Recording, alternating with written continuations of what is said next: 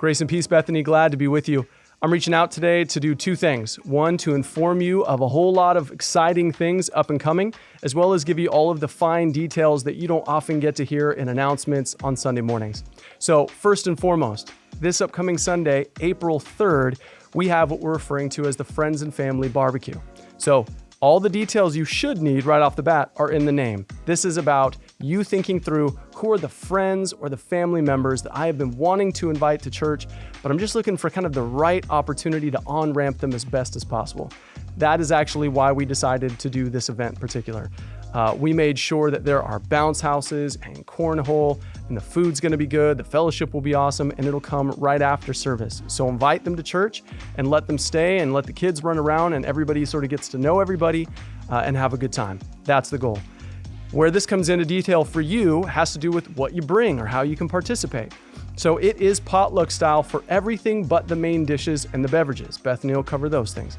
You just need to think through, of every barbecue I've been to, of every picnic I've gone to, what has been my go-to dish?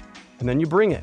You either make that, you buy it, whatever works best for you, but you just bring enough to share. That's the goal.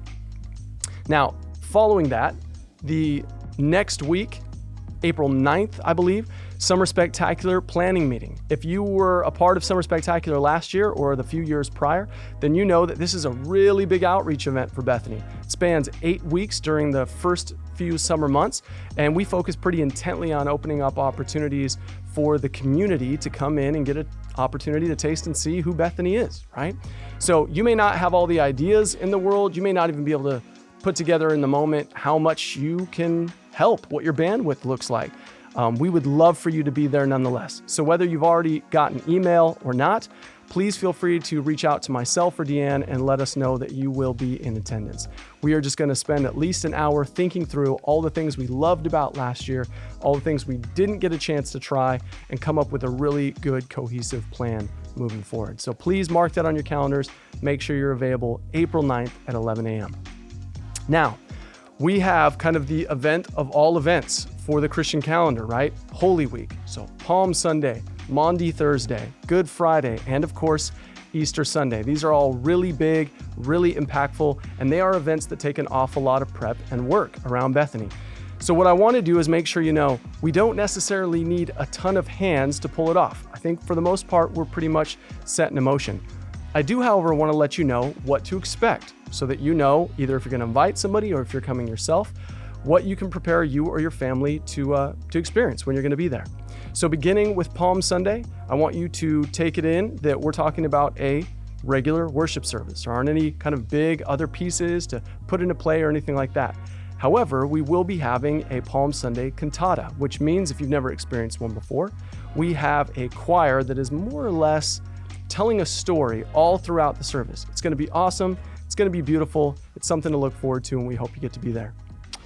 Maundy Thursday, if you've never experienced one before, it is a celebration of the Last Supper and the great commandment that Jesus shares with the church. In particular, to love one another as he first loved us. There are a lot of different ways that people do this. Sometimes they celebrate a very kind of culturally relevant take on a Seder meal as they commemorate the Passover. That's not really something I've ever been interested in for two reasons. One, I just don't know enough about it, and I'm not sure any of us do either to really do it justice. But two, I often think it actually misses the point. The point is that Jesus, with his last opportunity with his disciples, wanted love to be the paramount theme shared between the two of them.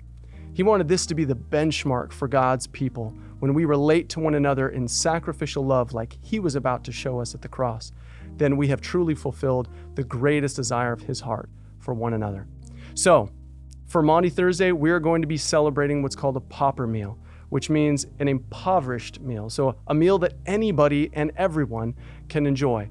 So we're going to ask you to bring a soup and a loaf of bread that you enjoy yourself. So you can make it, you can buy it. None of that matters to me, but just bring a type of soup and a loaf of bread that you would love to share with many others, and come prepared to worship and to spend a great deal of time with your brothers and sisters in Christ. Good Friday, as we know, is a dark and heavy celebratory worship service. We are thinking about the cross of Jesus, nail-torn hands and feet, thorns on his brow, the crying out that he had been forsaken. This is a rough but wildly important experience for the Christian. So come prepared to worship your crucified King, the one that the world mocked and laughed at, but the one that the saints rejoice over. And then lastly, Easter Sunday, April 17th. It's a huge deal for a lot of reasons. Our whole story is important because Christ was not able to be left in the grave.